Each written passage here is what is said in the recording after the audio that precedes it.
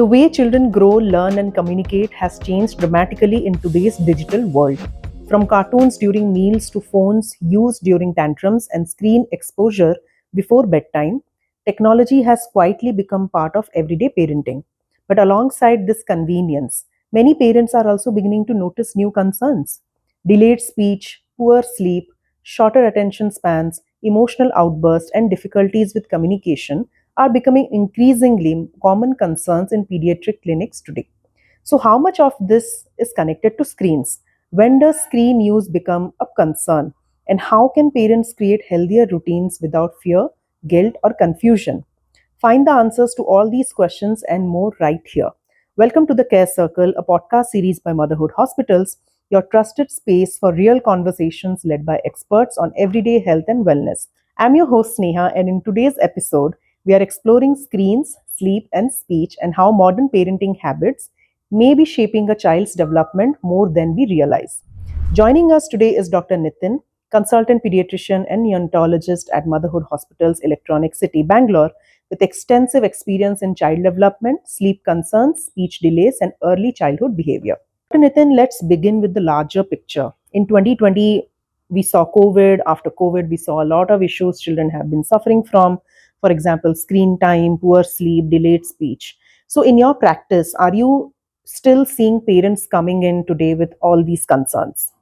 So this is a very good question, and maybe post COVID we saw little more kids coming with these reason, but over the past few years we have seen a noticeable increase in parents come to us and asking questions like my child is not speaking enough, my child does not respond when called, and my child throws tantrums when the phone is taken away.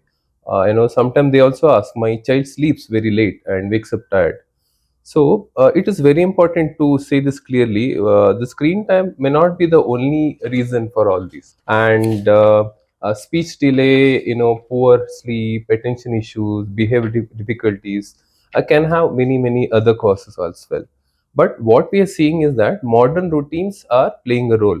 Earlier, children were naturally exposed to a lot of human interaction. There were grandparents talking to them, siblings going out playing, outdoor play, storytellings, songs, and even the simple conversations at home.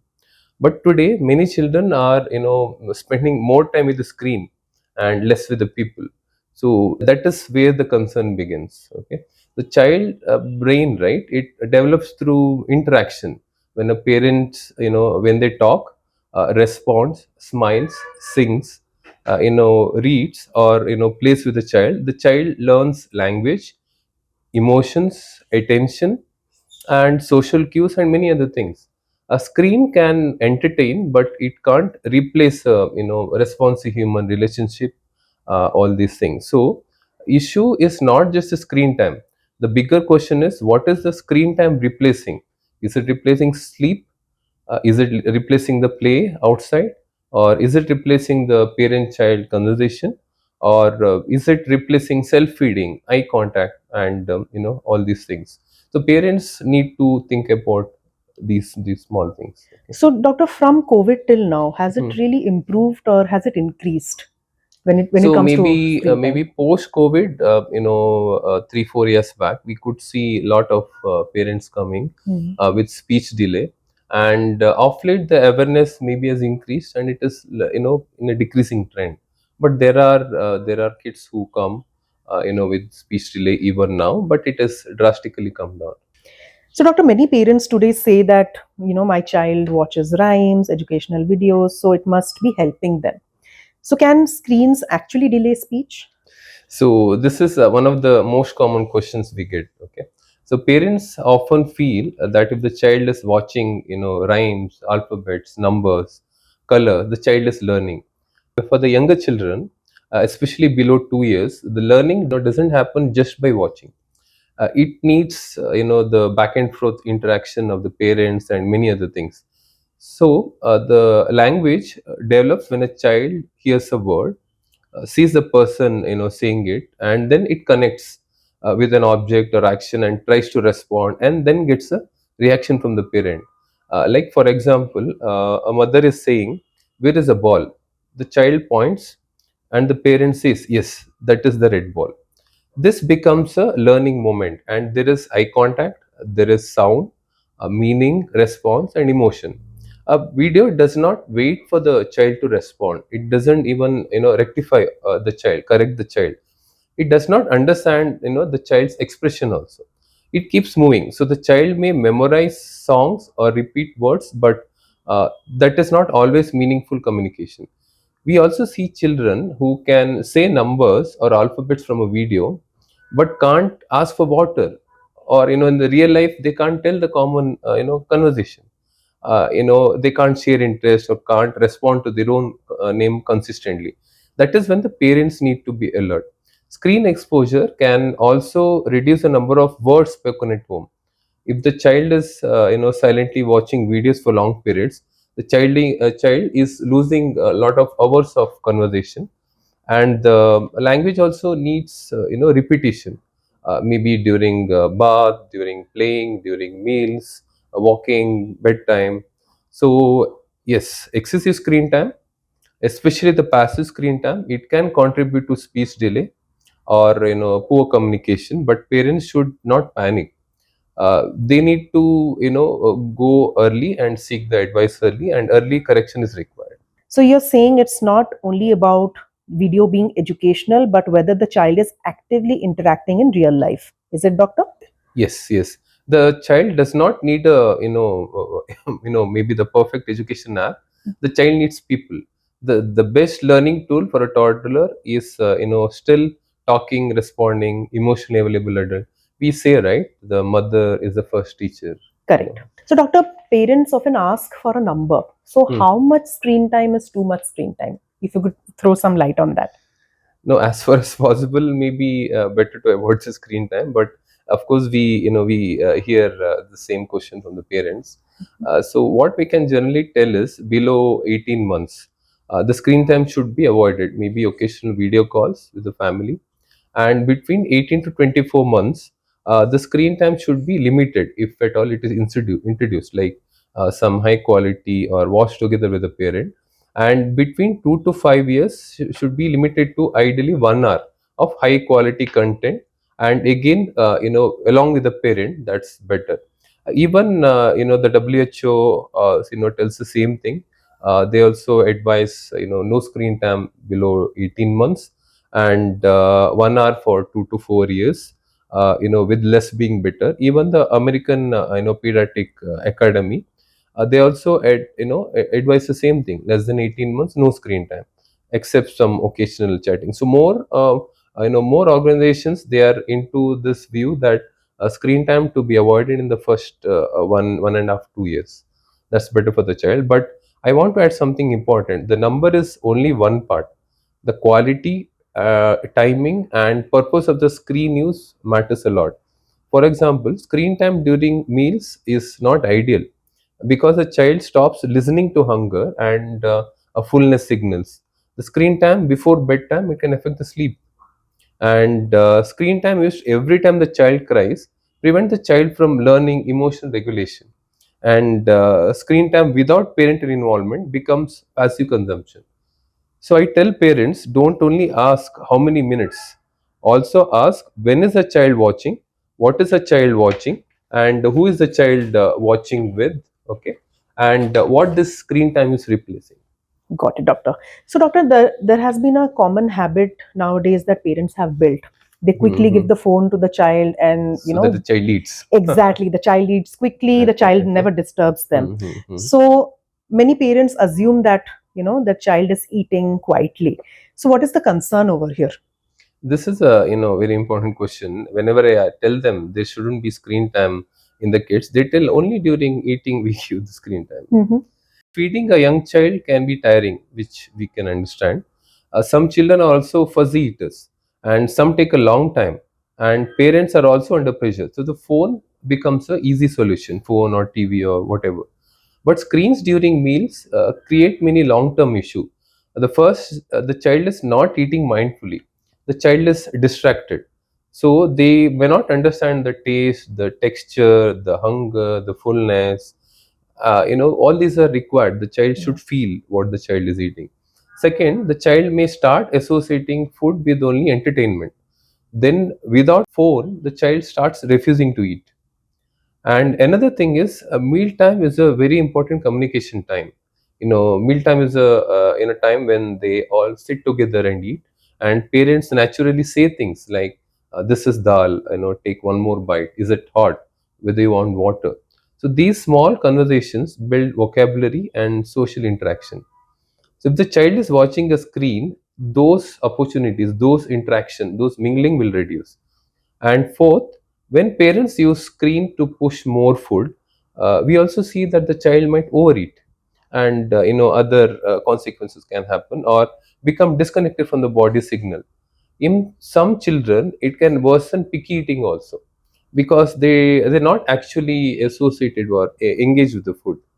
So I usually advise parents to make meals screen time free, even if the child eats a little less initially. It may be difficult in the first few days, but usually, slowly the children adapt. So sit together and eat. Offer small portions. Allow the child to touch the food, smell or feel it. Name the food, and keep the atmosphere calm. So children may not eat perfectly every meal, but that is okay. We should not turn every meal into a battle or a screen session. Got it, doctor. I mean, today we are talking about children and screen time. We adults also do the same Yeah, while you we can see in the eat movie theater and and we eat. yes, So, yes. yeah, I mean, we are also following the same trend, doctor. Okay, doctor. So, let's move to sleep. So, how important is sleep for a child's development? So sleep is also important. It is in fact extremely important. And for the children, sleep is not just a rest. It is when the brain processes learning, memory, emotions, growth. And good sleep supports attention, behavior, immunity, and many other things, even the development, all these things. So when the child do not sleep enough or sleep very late, parents may notice some changes in the child, like irritability. The child may be a little more hyperactive. There could be poor attention span. Tantrums can be frequent, or appetite can be low, difficult in learning. And sometimes a tired child does not look sleepy. In fact, the child may be overactive. So we hear the parents telling the child becomes more energetic or more active at night. But in this case, the child may be actually overtired. So sleep, affects speech and learning. A child who is chronically sleep deprived may not be alert enough to engage, imitate, listen, or learn during the day. And another important thing is the screen time, before the sleep or before the bedtime, especially the screens with the bright screening, bright flashes, fast moving content, stimulating videos. They keep the brain alert, so they can delay sleep onset and reduce the sleep quality. So ideally, what we tell is the screen time should be avoided 1 hour, before the bedtime. And for young children, bedtime routines are very powerful. Like simple routine could be like dinner together, a bath, a shower before the baby sleeps, and of course the light should be dim, story, and even the cuddle and sleep. So these help the child, body understand that it is a time to slow down or wind down and sleep. I mean, doctor, this should be applicable on adults as well. Adults The also, yeah, moment we yeah. go to bed, we look at the screens. Yes, So, yes, yeah. yes. So, that means you're telling doctor bedtime Huh. is not only to sleep, but it's also a routine that, Yeah, that is better. Why? Because it will be a time when the child will be with the parent. The correct. bonding routine can happen. A story at the bedtime, a lullaby, a small conversation about the day, like what happened, and these are the beautiful opportunity for the language, the interaction, emotional bonding, and Got many it. other things. One habit many parents struggle with is giving the phone when the child is crying, bored, or throwing a tantrum. Is that harmful? It becomes a concern when it is used repeatedly as the main way to calm the child. So we know every child cries, every child gets bored, every child has tantrums, but these are the normal parts or the normal stages of development. But children need to learn how to manage these feelings gradually. If every uncomfortable emotion is immediately managed with the screen, the child does not learn waiting, does not learn self-soothing, communication, or even the problem solving. The child learns that when I cry, I'll get the phone. So over time the tantrums may increase when the phone is removed. I'm not blaming parents. Parenting is of course difficult, and sometimes you may need short screen time. But as a regular habit, screens should not become the child emotion regulator. Instead, the parent during that moment, they can name the emotion. They can tell, I know you're angry, you wanted that toy, you're upset, why, because we're leaving. This helps the child understand feelings, and then they can offer also choices. Do you want to hold my hand and sit next to you, or do you want the red cup or the blue cup? These small choices give children a sense of control. And another thing is the boredom. So we need to allow the children to be bored sometimes. Why? Because it's not bad, it leads to imagination. A child who is always entertained may struggle to play independently. Okay. Got it, doctor. Dr. Nitin, when should parents become concerned? What are some red flags in speech or development that should not be ignored? Yeah, that's a good question. So, this red flag signs, these two, parents, they need to know about this. Every child, they develop at their own pace. And, but there are certain red flags where parents should consult a pediatrician. It's like if the baby does not respond to sounds, loud sound, does not make eye contact, or does not smile socially, or does not respond to the name by around 9 to 12 months, parents should mention it to the doctor. And by around 12 months, we expect some gestures like pointing, telling bye bye, or showing interest. And by 18 months the children should usually use some meaningful words. And by 2 years they usually make a two word sentence, a simple two word combination like mama come, milk, want milk, something like that. And by 30 months many children can say around 50 words and use two or more words together. So the CDC's developmental milestone guidance also encourage parents to act early and discuss concern with the doctor rather than waiting for long.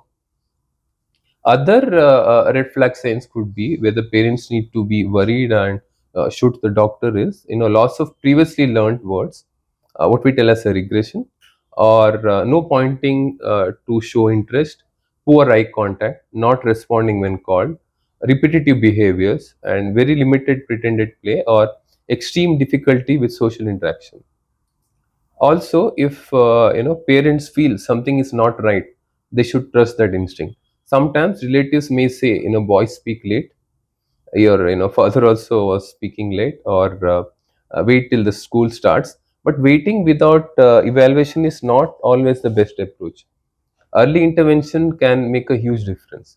Speech therapy, hearing evaluation, development assessment, parent guided stimulation can help children significantly when it started early. Got it. So the next follow-up question, doctor, is a lot of parents get very scared when their child has delayed speech. They immediately search online and worry about autism and also the term virtual autism, which is being talked about a bit lately today. So, what should parents know about it? Yeah, of course we get to hear a lot, and because of the media, parents are much aware. And we should know that every speech delay is not autism. Got it. Children might have delays because of various reasons, like could be hearing issues, lack of stimulation, multiple languages, bilingual exposure, development delays, oral motor issues, or other reasons. And some children are late talkers, and they catch up when the right support is given. So autism is not entirely speech delay. It's not just a speech delay.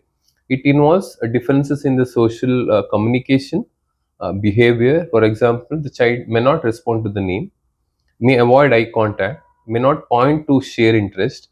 The child may prefer playing alone, may have repetitive actions, may be very rigid in routines, or they may have unusual sensory responses. But parents should not self-diagnose it through the internet, which is happening sometimes. At the same time, they should not ignore the concern. The best step is to meet a pediatrician or a development specialist, and a proper evaluation will help identify whether the child needs therapy, speech therapy, hearing testing, occupation therapy, development, or any other changes at home. So the message is, do not panic, but do not delay as well. Great, doctor. Now, doctor, let's switch to the behavioral issues. Hmm. Can poor sleep and excess screen time also look like behavioral issues? It is connected as well. A child who is sleeping late, they wake up tired, and spending long hours on the screen may appear irritable. The child may feel irritable, impatient, hyperactive, or they can be aggressive as well. So the parents may feel the child has a behavior problem, but actually the root cause is the routine. Screen, they provide self stimulation. The colors, the sound, the quick screen changes, and the instant rewards make real life activities seem slow. So when the child is asked to sit for a meal, or read a book, or play with blocks, or listen to instruction, the child may resist. And also the poor sleep adds to this problem. Sleep deprived children, they have lower frustration tolerance. They cry more easily, throw tantrums more often, and they also find it harder to listen. So before labeling a child as stubborn or naughty, we should look at the basics, like, is the child sleeping enough? Is the child getting the outdoor play? Is the child having too much screen time? Or is there enough parent child interaction? Or is the routine predictable? Many times when these basics improve, even the behavior improves as well. Now, doctor, let's talk about the practical aspect of the screen time. Yeah. Uh, Parents know that screen time is high, but when they suddenly remove it, the child cries or refuses to eat the Yeah. food Yeah. and they show tantrums. So, how can parents reduce screen time practically? In this, first thing is, we shouldn't remove the screen time suddenly without replacing them.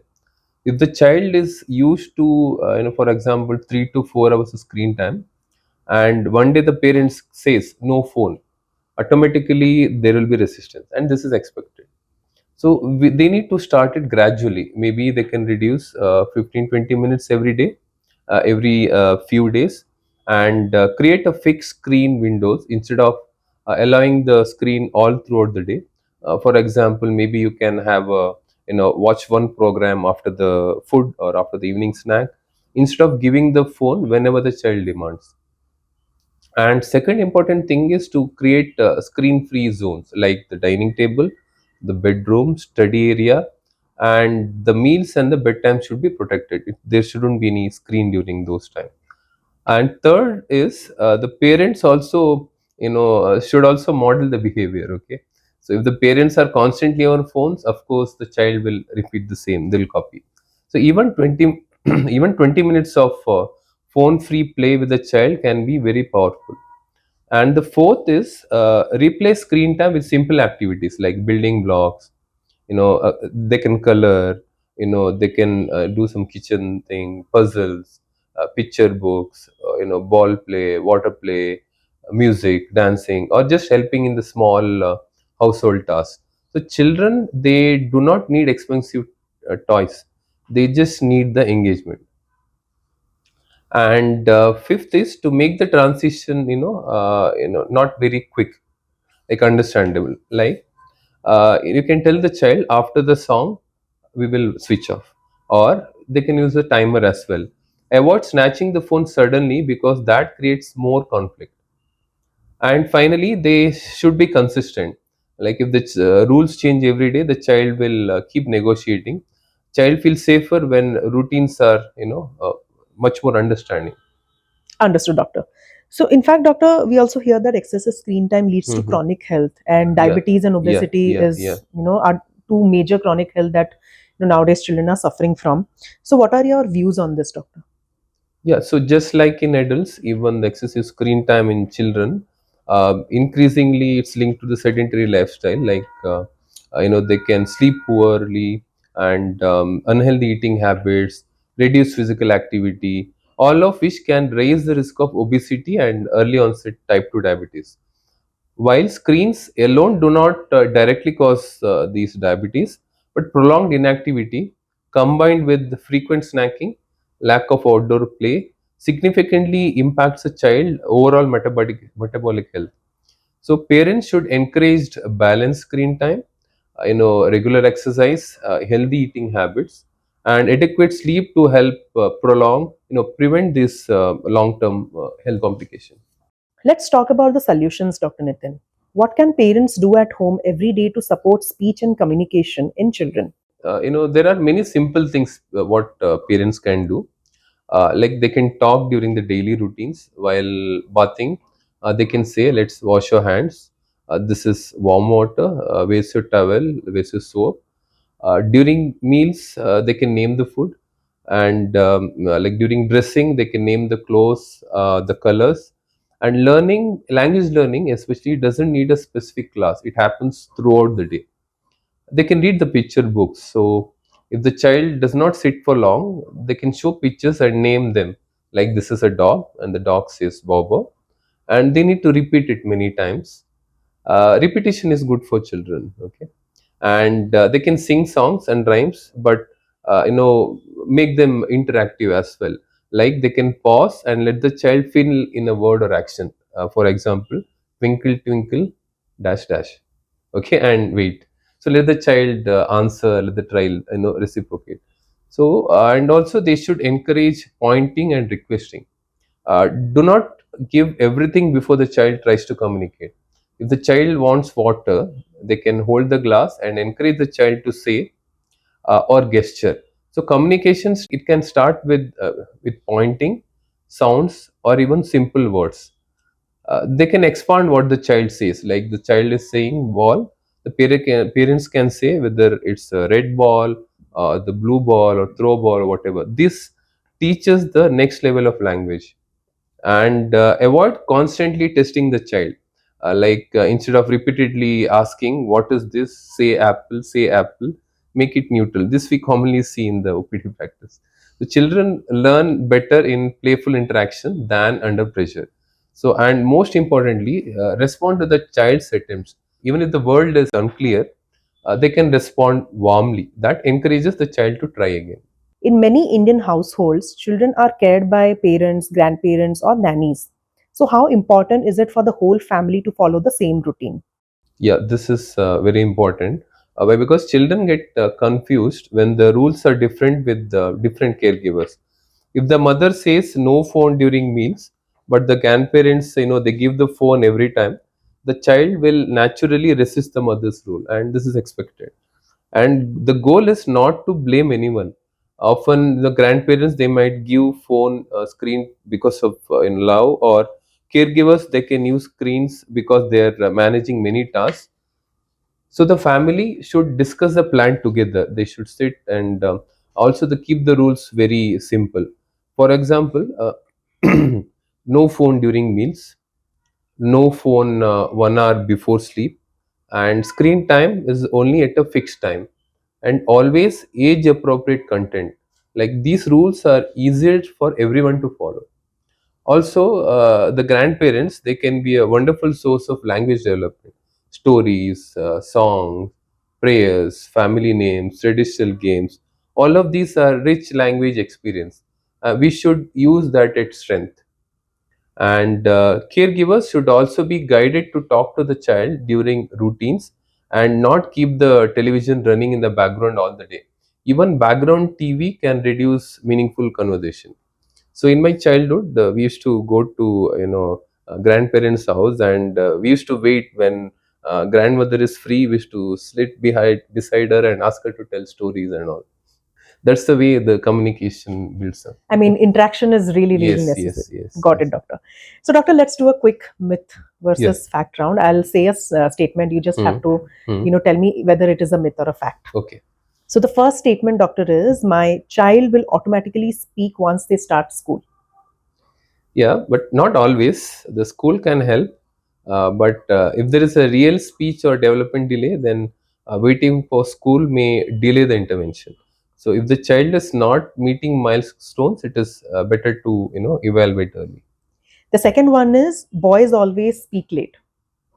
Yeah, some boys may speak later than some girls, but this shouldn't be used as a reason to ignore the red flags. A milestone matter for both boys and girls, and maybe girls a little faster in everything. Understood.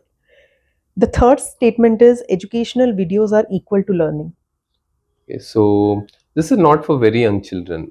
Education videos may support learning in older children when it is used appropriately, but for toddlers, real interaction is far more important. The fourth statement is, doctor, if the child can recite numbers and alphabet, speech is fine. Not necessarily. This reciting is different from the communication.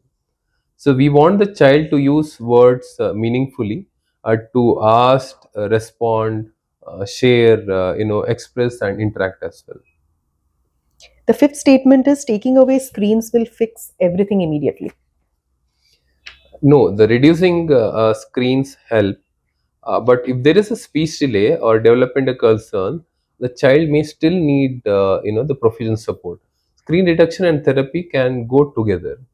For parents listening to this, can you describe what a healthy routine for a young child could look like? So healthy routine does not have to be, I know, very perfect. It should be realistic. The child's day should include good sleep, active play, outdoor time, meals without the screens, a conversation, free play, reading time, and limited screen exposure if age appropriate. Morning, it can start with the natural light, breakfast, getting ready, and some active play. And during the day, the child should have time for the pretend play, movement, books, music, interaction with the caregivers. And meal should be calm and it should be screen free. Afternoon naps, as age appropriate. And evening should include outdoor play or some physical activity. And bedtime should be predictable with no screens before the sleep. And parents should remember that development happens in ordinary moments. A walk outside becomes vocabulary, a kitchen activity becomes a sensory learning, folding clothes becomes color learning, a bath time like the different parts of the body part learning, and bedtime becomes emotional bonding. So we do not need to overschedule children. We need to give them time, attention, and healthy routines.